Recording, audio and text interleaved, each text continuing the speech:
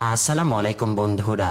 একবার ভেবে দেখুন তো, যদি আপনি হঠাৎ করে ঘুম থেকে উঠে একটা সুপার পাওয়ার নিজের মধ্যে আবিষ্কার করেন, ব্যাপারটা কেমন হয়?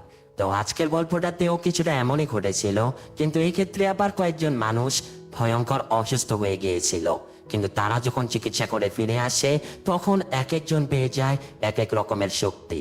তো চলুন দেখে আসা যাক তারপর কি হয়েছিল। তো গল্পের শুরুতে আমরা একটা অ্যাম্বুলেন্স দেখতে পাই, যার ভেতরে একজন রোগীকে হাসপাতালে নিয়ে যাওয়া হচ্ছিল। কিন্তু দুর্ভাগ্যবশত পথিমধ্যেই সেই ছেলেটা রাস্তাতেই মারা যায়।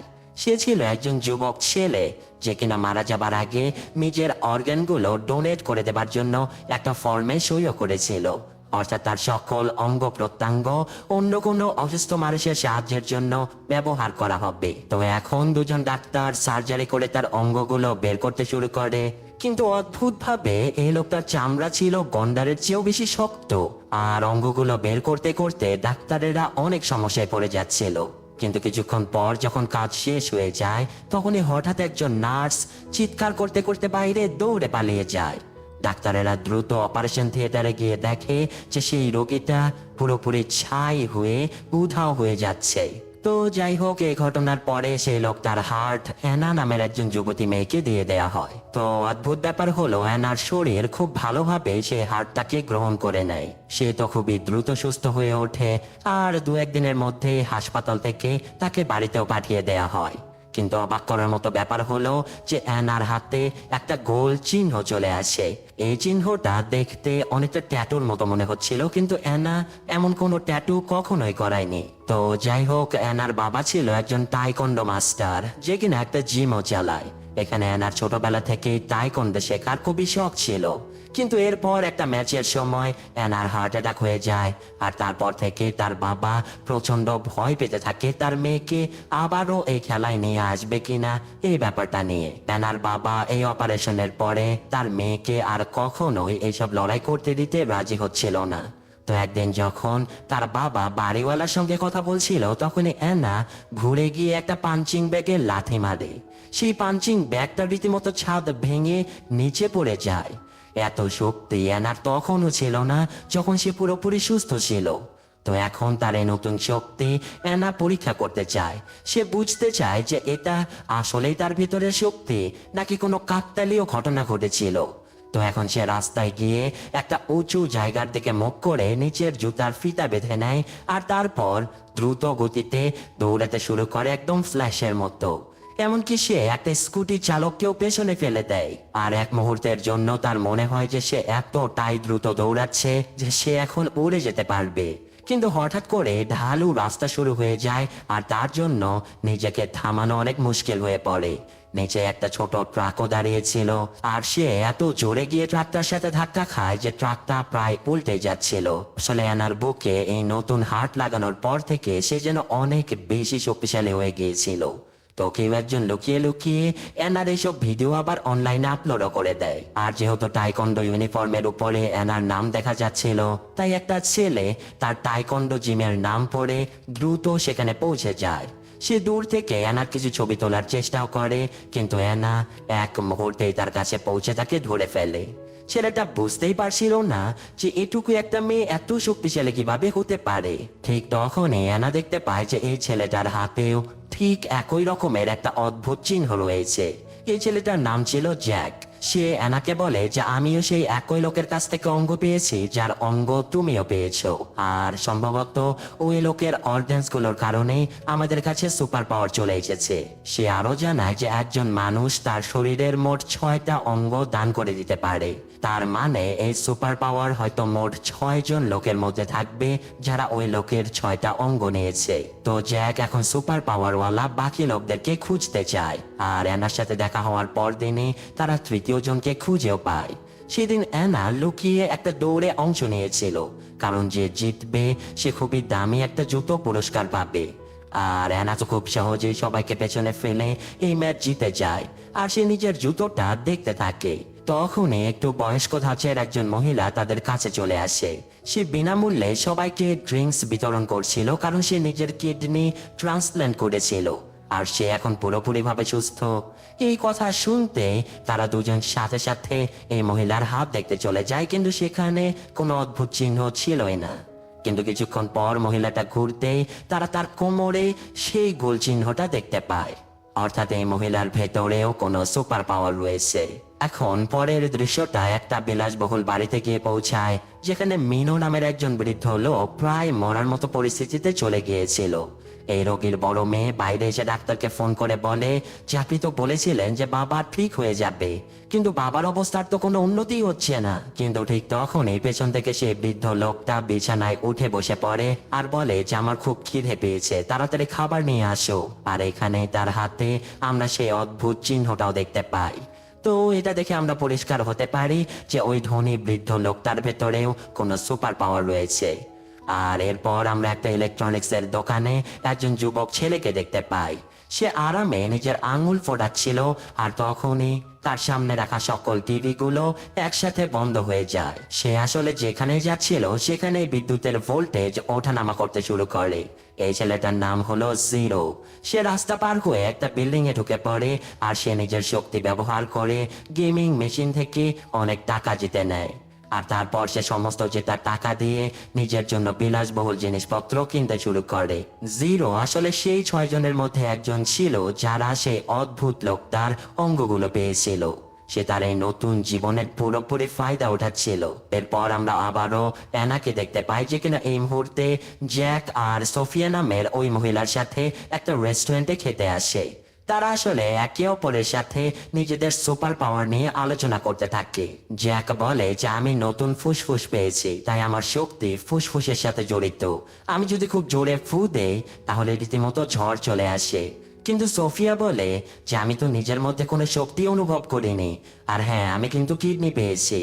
এর উত্তরে জ্যাক বলে যে কোনো চিন্তা করবেন না, যখন সকল সুপার পাওয়ার পাওয়া মানুষের একত্রিত হবে তখন ঠিকই আপনার শক্তির ভেতর থেকে জেগে উঠবে।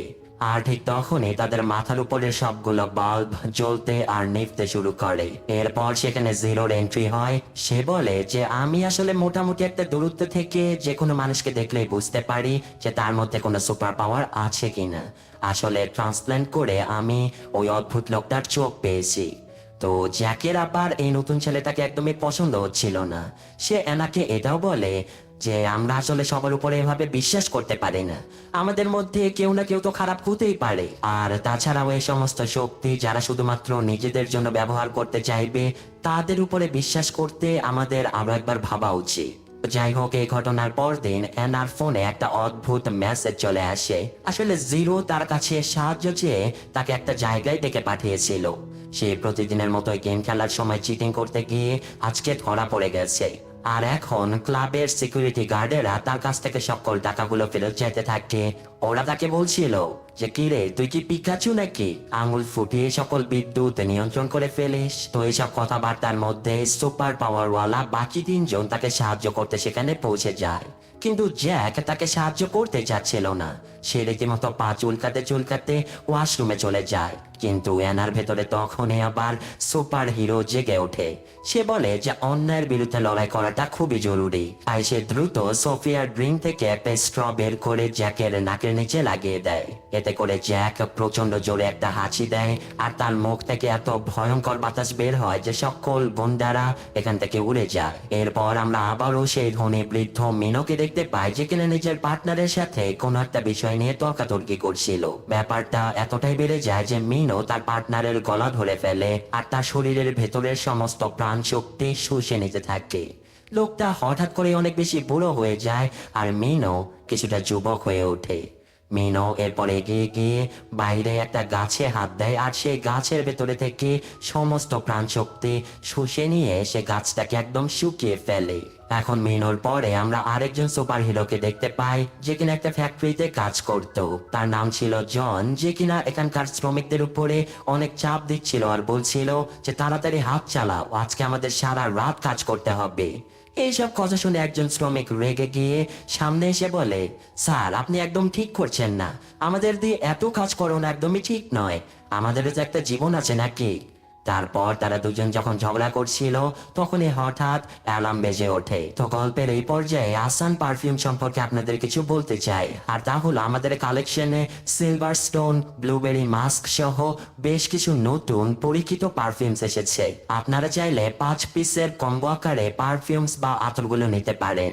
একদম 8 থেকে 24 ঘন্টা কাপড়ে ঘ্রাণের গ্যারান্টি থাকবে ইনশাল্লাহ, আর দামও থাকবে হাতের নাগালে। তাছাড়াও ভিডিও দেখে যে কোনো কম্বো অর্ডার করলে পাবেন আমার পছন্দের একটা আতর উপহার, যেটা আমি প্রতিবারই মসজিদে যাবার আগে লাগাই। তো দাম আর অর্ডার প্রসেস সম্পর্কে জানতে ডেসক্রিপশন ও পিন কমেন্টে ফেসবুক পেজটা চেক আউট করুন। কারণ একজন শ্রমিক উপর থেকে নিচে পড়ে গিয়েছিল। আসলে এখানে সুরক্ষা ব্যবস্থা খুব একটা ভালো ছিল না, আর যখন কেউ ওই আহত শ্রমিককে দেখতে পাচ্ছিল না তখনই জন লুকিয়ে লুকিয়ে আহত ওই শ্রমিকের ক্ষতের উপরে নিজের হাত রেখে দেয়, আর কয়েক মুহূর্তের মধ্যেই তার পুরো ক্ষত একদম ঠিক হয়ে যায়। কিন্তু জনের প্রচন্ড ব্যথা হতে থাকে, আর সে চুপচাপ এক পাশে গিয়ে সকল ব্যথাটা সহ্য করে নেয়। অন্যদিকে ওই ধনী বৃদ্ধ লোকটার মেয়ে টিনা এটা বুঝতে পারে যে তার বাবার মধ্যে এই নতুন শক্তিটা নিশ্চয়ই অর্গান ট্রান্সপ্ল্যান্টের কারণেই এসেছে। তাই সে তার লোকদেরকে বলে, তাড়াতাড়ি সেসব লোকদেরকে খুঁজে বের করো যারা ওই ট্রান্সপ্ল্যান্টের মাধ্যমে শক্তি পেয়েছে। আর শীঘ্রই তার অ্যাসিস্ট্যান্ট সবাইকে খুঁজে বের করে ফেলে।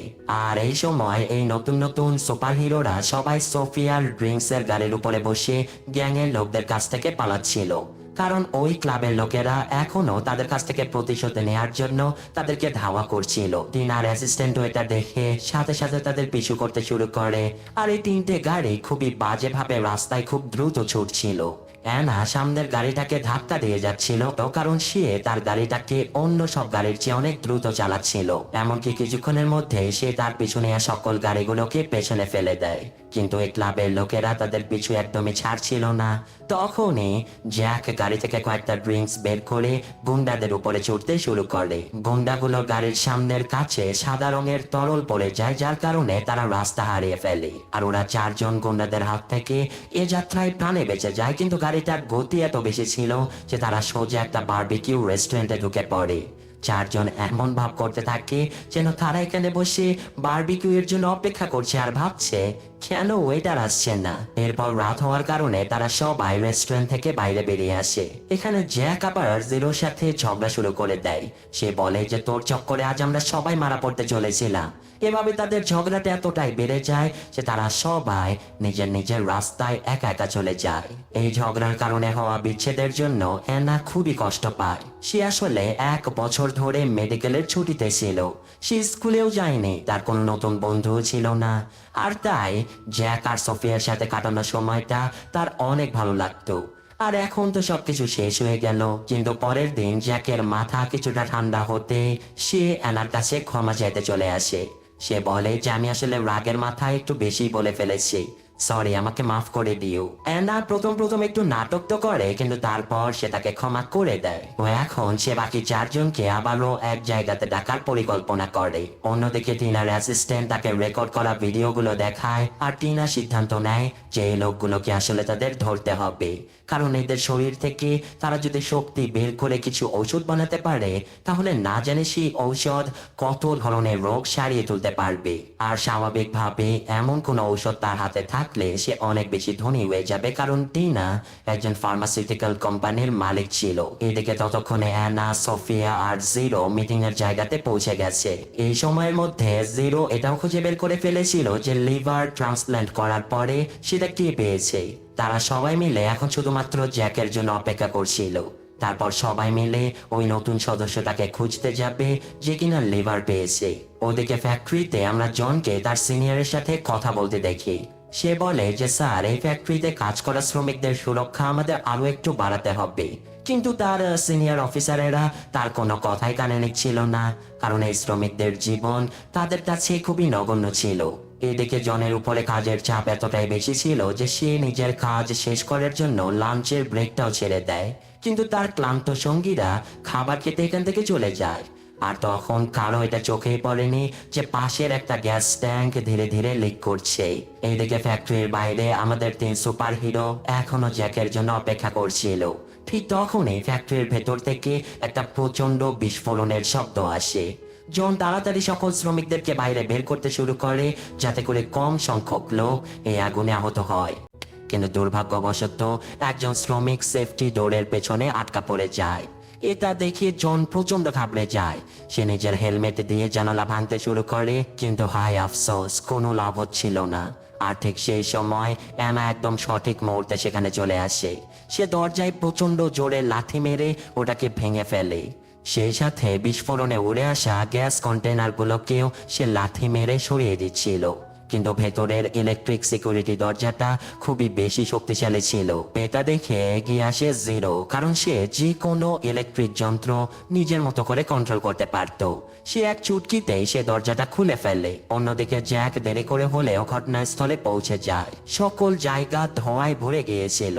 আহত লোকদের খুঁজে পাওয়া যাচ্ছিল না। তখনই জিরো আরেকটা চুটকি বাজিয়ে সবার ফোনের রিংটোন চালু করে দেয়, যার ফলে জ্যাক সমস্ত শ্রমিকদের অবস্থান জেনে যায়। জ্যাক তাদেরকে খুব সহজে বাঁচাতে পারছিল, কারণ সে নিঃশ্বাস টেনে নিয়ে ভেতরে যেত। তার ফুসফুসে অনেক শক্তি থাকার কারণে সে অনেকক্ষণ শ্বাস প্রশ্বাস আটকে রাখতে পারত। আর এখন যে আহত শ্রমিককে সেখান থেকে নিয়ে আসা হয়েছিল, জন তখন সাথে সাথে নিজের শক্তি দিয়ে সেই লোকটাকে সুস্থ করে ফেলে। কিন্তু এবারের এই কাজটা জনের জন্য খুবই বেশি অতিরিক্ত হয়ে গিয়েছিল। এই কারণে সে অসুস্থ হয়ে কাঁচতে কাঁচতে তার মুখ দিয়ে রীতিমতো রক্ত বেরোতে শুরু করে। সোফিয়া বুঝতে পারে যে জনের ফুসফুসে নিশ্চয়ই ওই বিষাক্ত গ্যাস ঢুকে গেছে। তাই সে এগিয়ে গিয়ে জনের হাত ধরে আর অন্য হাতে সে জ্যাকের হাত ধরে। সে আসলে এক একজন সুপারহিরোর শক্তি আরেকজনের সাথে জুড়ে দিতে পারত। তাই এখন জ্যাকের ফুসফুসের শক্তি জনের শরীরে চলে যায় আর জন সাথে সাথে একদম সুস্থ হয়ে ওঠে। আর সোফিয়াও নিজের শক্তির ব্যাপারটা এখানেই জানতে পারে। কিন্তু এখন ফ্যাক্টরিতে বিষাক্ত ধোঁয়া খুবই দ্রুত ভরে যাচ্ছিল, তাই তারা সবাই দ্রুত এখান থেকে বের হতে শুরু করে। কিন্তু তখনই সোফিয়া হঠাৎ অর্ধেক রাস্তাতেই থেমে যায়, কারণ তারা আসলে ভুলবশত জিরোকে ভেতরে ফেলে এসেছিল।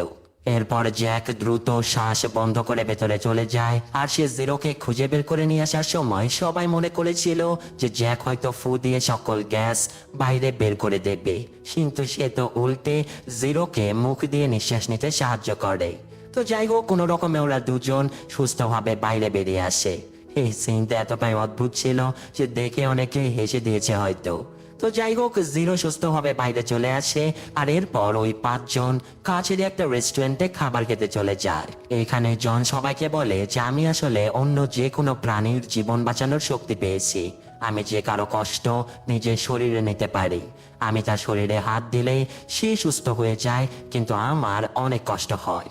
কিন্তু এরপর একটু পানি খেয়ে বিশ্রাম নিলে আমি আবারও ঠিক হয়ে যাই। এই দুর্ঘটনার পরে তারা সবাই একসাথে কাজ করেছিল আর সবাইকে বাঁচিয়েছিল বলে তাদের মধ্যে একটা অন্য রকমের বন্ধন তৈরি হয়ে গেছে। এখন পরদিন জন তার আহত সঙ্গীদেরকে দেখতে হাসপাতালে চলে যায়, কিন্তু সেখানে লিফটের মধ্যে ওই বৃদ্ধ লোকটার সাথে তার দেখা হয়। জন ওই বৃদ্ধের কোম্পানিতে কাজ করত, তাই সে তাকে স্যালুট করে, কিন্তু ভুলবশত তার হাতের তালুর ওই চিহ্নটা দেখে ফেলে মিনো। মিনো তার কাছে গিয়ে সে চিহ্নটা মন দিয়ে দেখতে থাকে আর বলে, আরে এটা তো একটা ট্যাটু। এর উত্তরে জন বলে যে না না স্যার, কিছুদিন আগে আমার লিভার ট্রান্সপ্লান্ট হয়েছিল, তারপর জানি না কিভাবে এই চিহ্নটা নিজ থেকে আমার হাতে চলে এসেছে।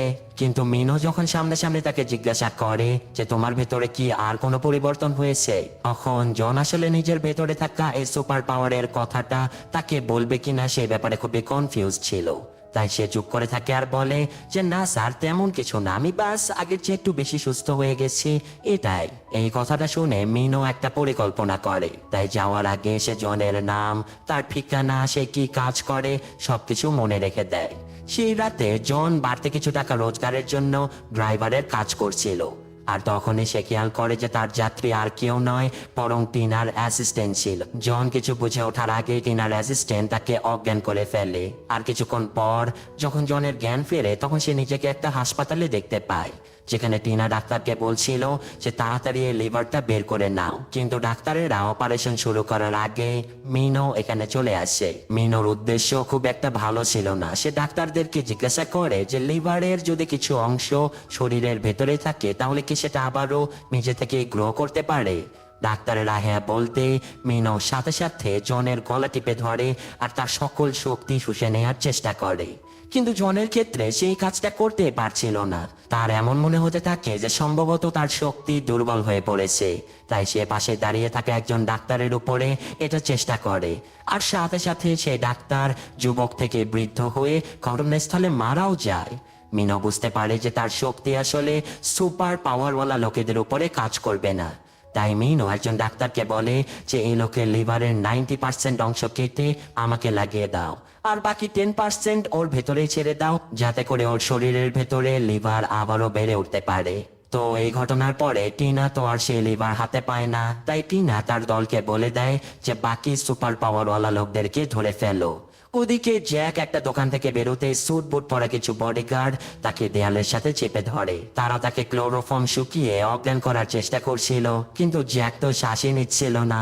তাই তারা বুদ্ধি করে জ্যাককে কাতুকুতু দিয়ে শ্বাস ছাড়ায়, আর তখনই জ্যাক অজ্ঞান হয়ে যায়। অন্যদিকে সোফিয়া আর জিরোর উপরেও সেই লোকগুলো হামলা করে দেয়, আর তারাও খুবই তাড়াতাড়ি ধরা পড়ে যায়। শেষমেশ অ্যানাকে তার বাড়ির দরজাতেই ঘিরে ফেলা হয়। গুন্ডাদেরকে দেখে অ্যানার বাবা বলে যে সোনা, তুমি আরামে এখানে বসো, এদেরকে আমি দেখে নিচ্ছি। কিন্তু এই টাইকোন্ডো মাস্টার আসলে কেবলমাত্র ছোট ছোট বাচ্চাদেরকে শেখানোর মতোই ক্ষমতা রাখতো। সে নিজে কারো সাথে খুব লড়াই করতে পারতো না। কিন্তু অ্যানা এসব কিছু দেখে লুকিয়ে লুকিয়ে এমন ভাবে গুন্ডাগুলোকে মারছিল যাতে করে তার বাবার মনে হয় যে সেই সকল গুন্ডাদেরকে পেটাচ্ছে। এখানে অ্যানার বাবার মনে হয় যেন সে একাই সকল শত্রুদেরকে হারিয়ে দিয়েছে, যদিও আসল কাজটা অ্যানাই করেছিল। কিন্তু এখন সে ফ্ল্যাশের মতো দ্রুত গতি সম্পন্ন হয়ে গিয়েছিল। তাই তার বাবা যখনই ঘুরে দেখে তখন সে দেখতে পায় যে অ্যানা আরামে বেঞ্চের উপরে বসে আছে। এদিকে সকল গুন্ডারা এখান থেকে পালিয়ে যায়। তখন অ্যানার বাবা দৌড়ে তার কাছে চলে আসে আর বলে, মা তুমি ঠিক আছো তো? অ্যানা তো এই যাত্রায় ঠিক ছিল, কিন্তু বাকি সবাই ফেসে গিয়েছিল। পিনার লোকেরা তাদেরকে ধরে এমন একটা জেলখানাতে বন্দি করে দেয় যেখানে তারা নিজেদের শক্তি ব্যবহারই করতে পারছিল না। অন্যদিকে লিভার ট্রান্সপ্ল্যান্টের পরে বৃদ্ধ মিনোর মধ্যে আবারও সুস্থ হওয়ার শক্তি চলে আসে। সে এখন নিজের যৌবনে ফিরে গিয়েছিল। তাকে নিজের মেয়ের চেয়েও বেশি যুবক লাগছিল। কিন্তু এখানে টিনা মনে মনে আসলে তার বাবার মৃত্যুর অপেক্ষা করছিল, যাতে করে তার বাবা মারা যাবার পরে এই পুরো কোম্পানির মালিক সে হয়ে যেতে পারে। কিন্তু এখন নিজের বাবাকে আবারও যুবক অবস্থাতে দেখে মনে হচ্ছিল যে বাবার আগে তো সে নিজেই মারা যাবে। তো এখন মিনো বাড়িতে চলে যায়, আর গোসল করার পরে আয়নায় সে আবারও নিজের যুবক শরীরটা দেখে অনেক খুশি হয়ে যায়। হঠাৎ করে সেখানে অন্ধকার ছেয়ে যায়, আর সে একদম অন্য একটা জায়গাতে পৌঁছে যায়। তার সামনে এক অদ্ভুত শক্তি দু হাত বাড়িয়ে দাঁড়িয়েছিল।